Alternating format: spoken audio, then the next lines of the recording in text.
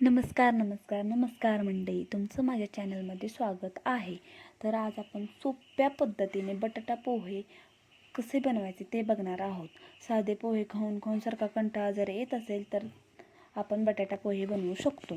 तर सर्वप्रथम मी कढईमध्ये तेल टाकलेलं आहे, त्यामध्ये बटाटा टाकला आणि थोडंसं मीठ टाकून ते 5 ते 10 मिनटं चांगलं शिजवून घेतला.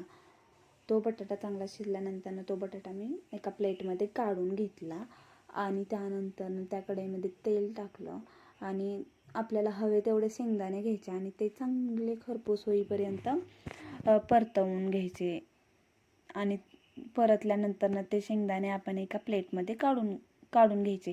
मी बटाटा जो प्लेटमध्ये काढलेला त्याच प्लेटमध्ये काढून घेतलेले आहेत. ते शेंगदाणे काढून झाल्यानंतर थोडंसं तेल ॲड करायचं असलं तर तुम्ही करू शकता. मी नाही केलेलं, मी त्याच तेलामध्ये करते. तर सर्वप्रथम मी थोडी हिंग टाकली, त्यानंतर जिरे टाकले, मोहरी टाकली आणि कढीपत्ता टाकला. ते चांगलं तडतडलं की त्यामध्ये मिरची टाकली, ते चांगलं परतवून घेतलं. त्यानंतर त्यामध्ये मी एक कांदा कापलेला ॲड केला.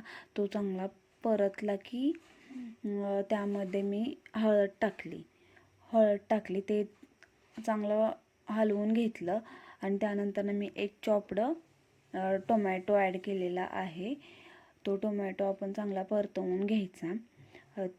तो टोमॅटो चांगला परतला, कांदा आणि टोमॅटो, की त्यामध्ये आपण भिजवलेले पोहे ॲड करायचे आणि त्याचसोबत जो आपण बटाटा शिजवून घेतलेला आणि ते शेंगदाणे तळलेले ते पण ॲड करायचे आणि चांगलं हलवून घ्यायचं आणि 5 ते 7 मिनिट आपण ते चांगलं लो फ्लेमवर म्हणजे परतवून घ्यायचे पोहे. त्यानंतर मी त्यावर कोथिंबीर भरभरलेली आहे आणि लिंबूचा रस पिळलेला आहे आणि ते पोहे परतवले आणि त्यानंतर मी ते पोहे सर्व केले.